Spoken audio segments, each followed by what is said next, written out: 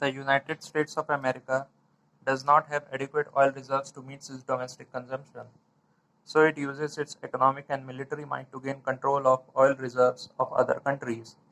This policy has led to wars that have caused large-scale destruction and brought misery to millions of people. Some non-renewable resources can be recycled. For example, we use bauxite to produce aluminum and aluminum utensils.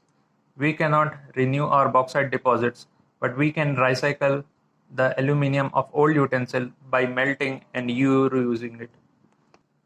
संयुक्त राज्य America जैसे कुछ देश ऐसे हैं जिनके पास तेल के भंडारण तो कम है, लेकिन वो इकोनॉमिक दृष्टि से और मिलिट्री पावर से इतने अधिक सक्षम है कि वो दूसरे देशों के संसाधन भंडारण पर नियंत्रण करना चाहते हैं। इस नीति का परिणाम युद्ध और लोगों की तबाही के सामने आ रहा है। हमने देखा जो युद्ध हुए हैं वो किसका परिणाम है। ये सब बिग कंट्रीज हैं, वो पावरफुल होने के कारण छोटे कंट्री को दबा देते हैं। कुछ अमानवीकरण संसाधन के लिए उनका पुनर्चक्रण किया जा सकता है, जैसे बॉक्साइट से एल्युमिनियम, एल्युमिनियम से बर्तन तैयार किया जाता है। इसमें बॉक्साइट तो पुनः नहीं बनाया जा सकता है ना, किंतु एल्युमिनियम को गलाकर पुनः उपयोग किया जा सकता है। Resources and development. Natural resources are the basis of development because the agriculture, mining, construction, and energy sectors depend on them. So do other sectors of the economy. The environment source function is the capacity of the environment to provide these resources. Developmental activities slow down if natural resources are polluted or overexploited or get depleted.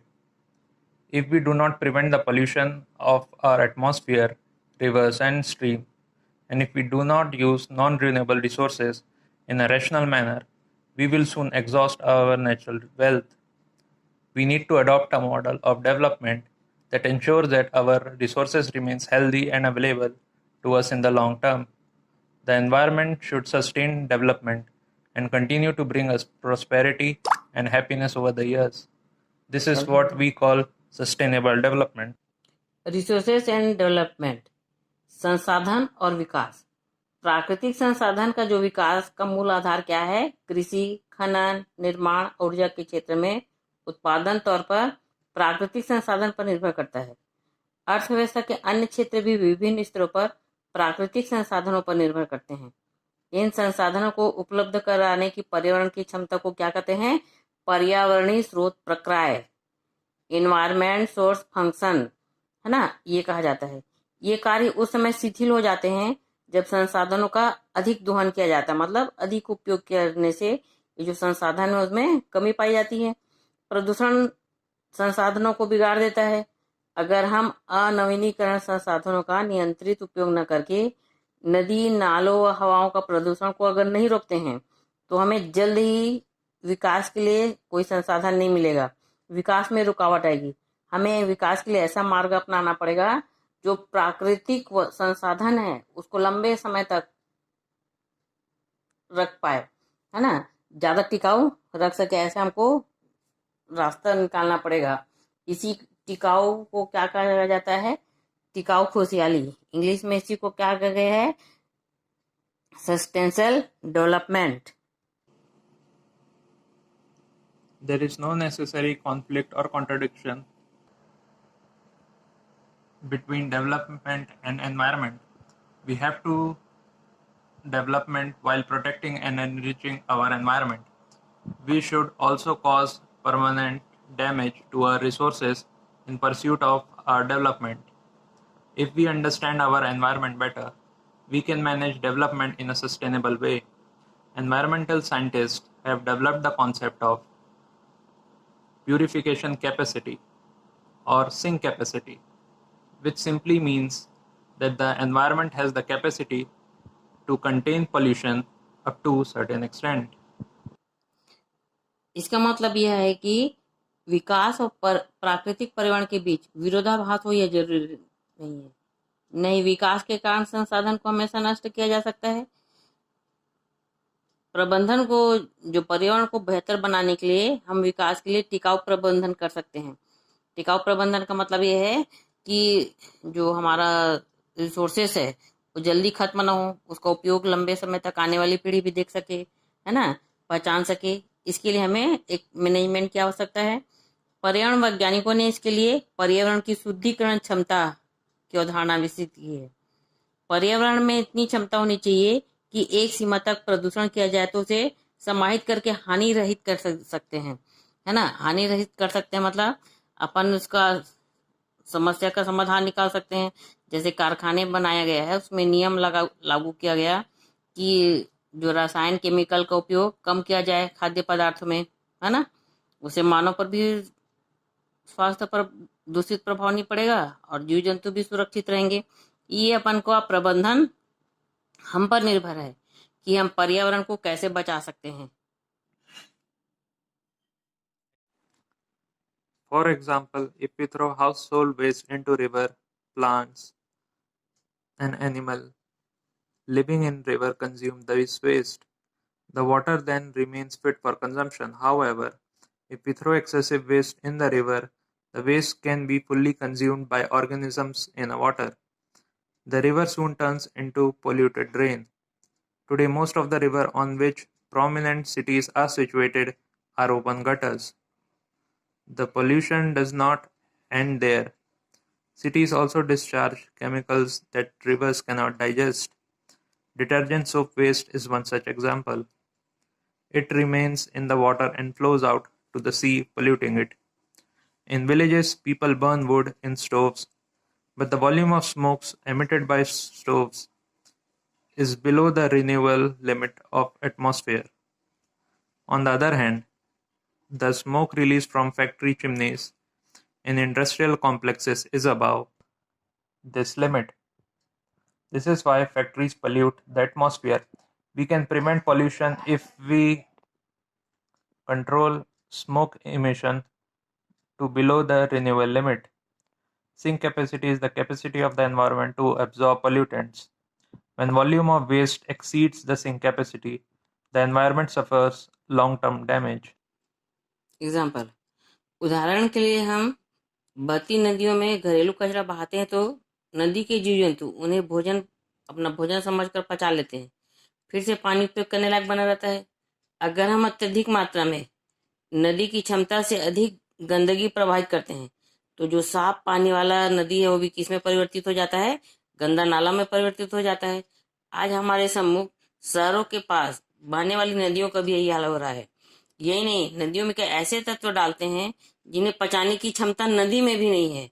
नदी गंदगी ज्यादा और कचरा होने से क्या होता है, पानी साफ नहीं दिखता है। जैसे कारखाने में मटेरियल बनते हैं, उसके बाद अपशिष्ट पदार्थ जो निकलते हैं ये पानी में बने रहते हैं और अंत में जाकर समुद्र में मिल जाते हैं, जो धीरे धीरे समुद्री जल को क्या करते जाते हैं, प्रदूषित करते जाते हैं। वैसे हम देखते हैं गांव में लकड़ी से जलने वाले चूल्हे और फैक्ट्री से निकलने वाले धुएं, दोनों की अगर तुलना करते हैं तो चूल्हे से निकलने वाला जो धुएं की मात्रा है उसमें नवनीकृत की सीमा कम होती है, किंतु फैक्ट्री से निकलने वाले धुएं की सीमा नवनीकृत की मात्रा से अधिक हो तो वायु क्या हो जाती है, प्रदूषित हो जाएगी। इसका अर्थ यह है कि फैक्ट्री हमेशा वायु को प्रदूषित करेगी। यदि फैक्ट्री से नवीनीकृत की सीमा को धुएं निकालेंगे तो प्रदूषित नहीं होगी। पर्यावरण के द्वारा अपशिष्ट पदार्थ को अवशोषित करने की क्षमता को ही क्या कहा जाता है, सिंक कैपेसिटी, है ना।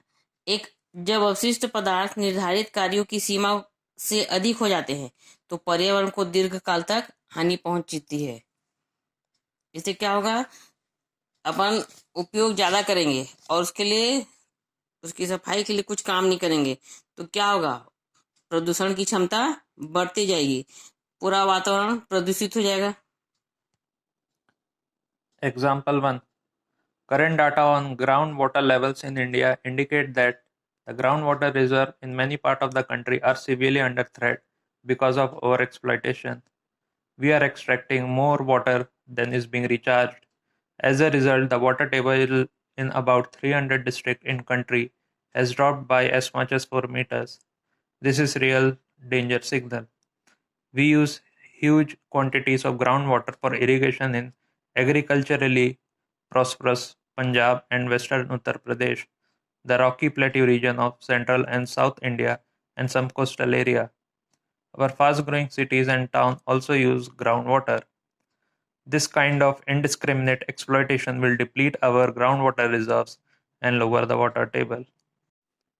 ये आंकड़े हमें बताते हैं कि देश में अनेक भागों में वाटर का अधिक उपयोग किया गया, इससे गंभीर खतरा उत्पन्न हो सकता है।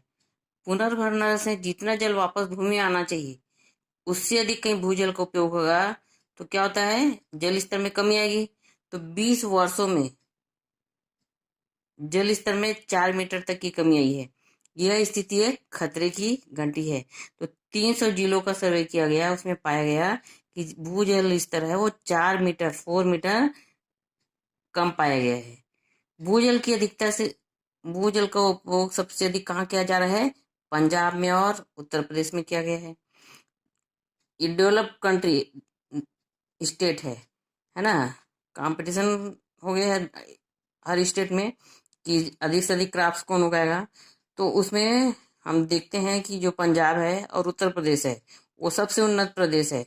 उसका कारण यह है कि उन्होंने पानी का अधिक से अधिक उपयोग किया। इसके कारण क्या हो गया है, उसमें ये जो राज्य हैं कृषि समृद्ध हैं।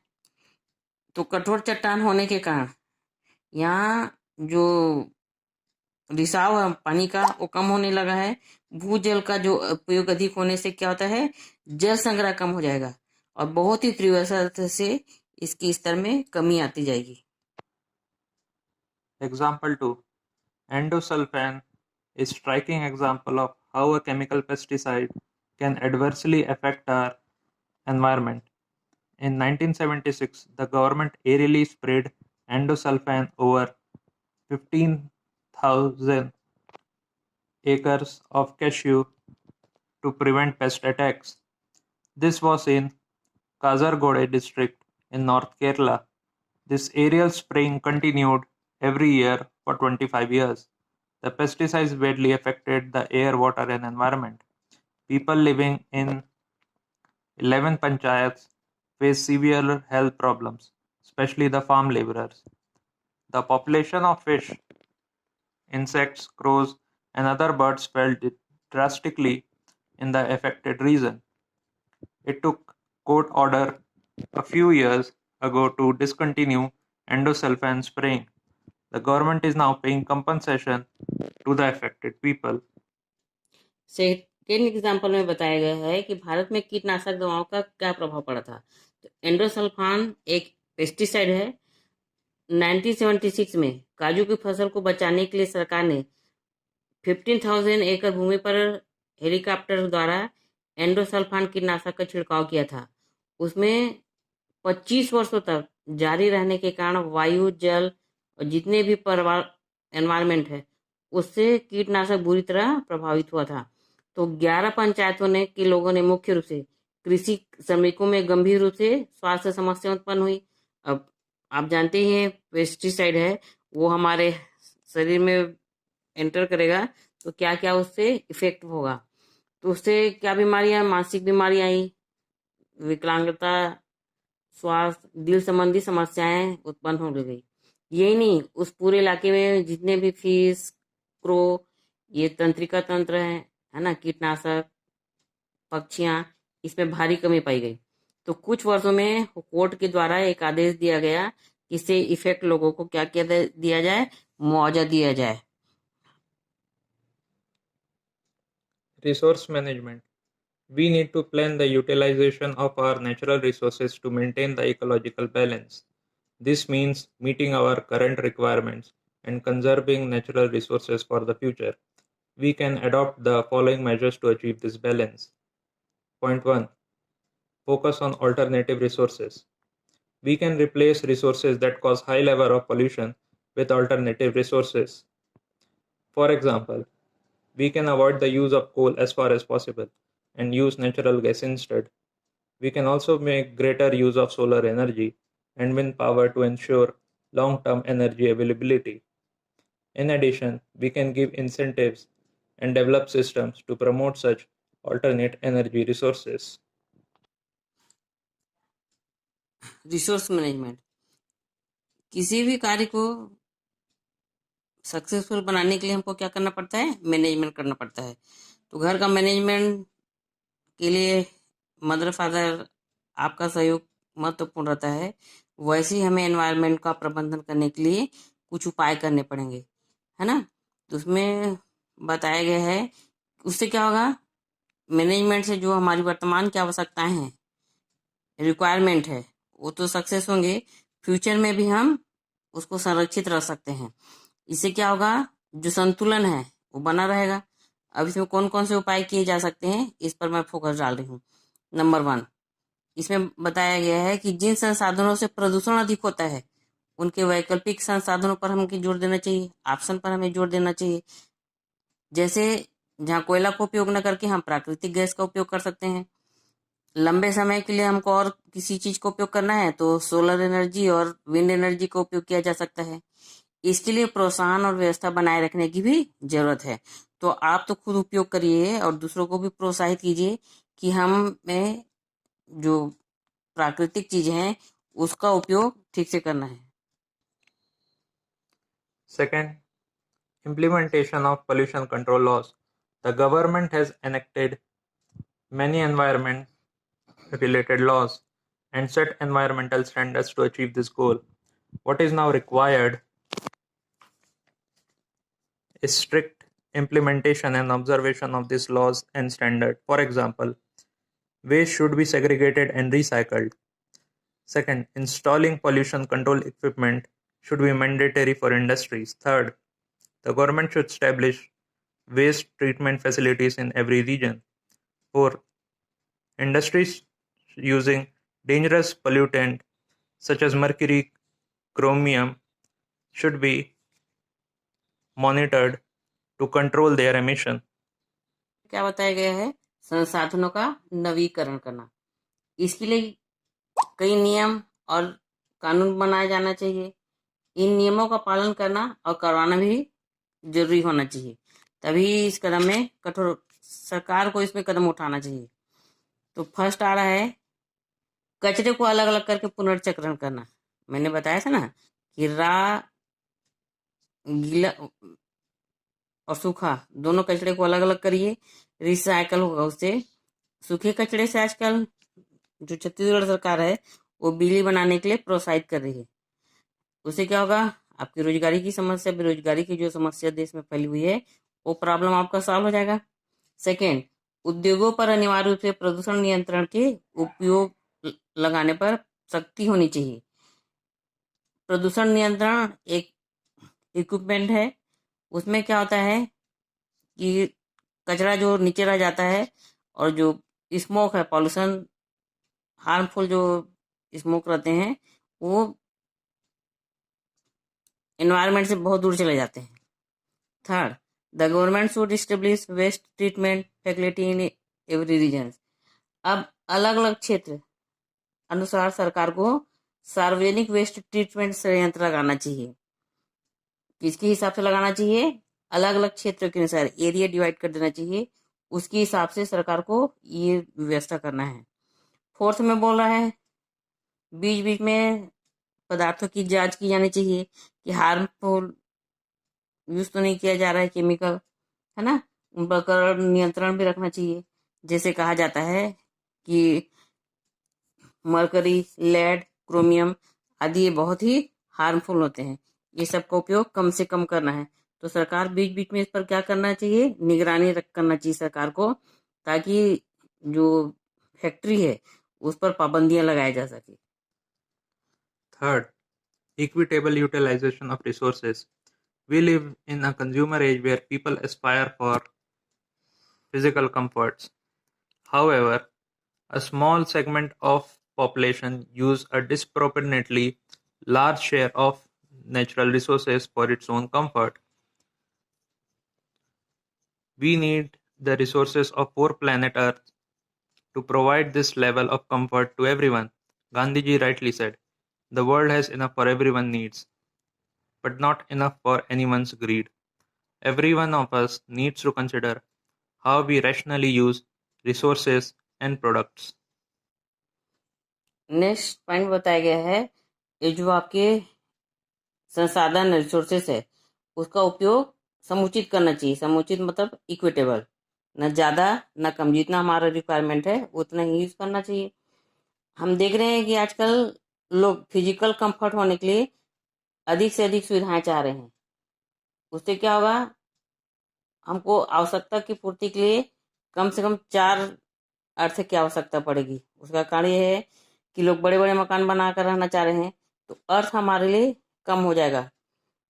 तो जितनी आवश्यकता है उतना ही हमें उपयोग करना चाहिए, दिखावे पर नहीं जाना चाहिए। इस विषय पर गांधी जी ने बहुत कहा था, हमारे पास हर व्यक्ति की आवश्यकता की पूर्ति के लिए बहुत कुछ है, लेकिन एक की लालच की संतुष्टि के लिए अपर्याप्त है। तो 3 पॉइंट हमने बताया मैनेजमेंट करने के लिए। पहला, वैकल्पिक संसाधनों पर जोर दिया गया है। सेकंड बताया गया है संसाधनों का नवीकरण करना है। थर्ड बता रहा है संसाधनों का समुचित उपयोग। तो ये 3 आपकी जो पॉइंट है उसको लर्न करेंगे। This is very important.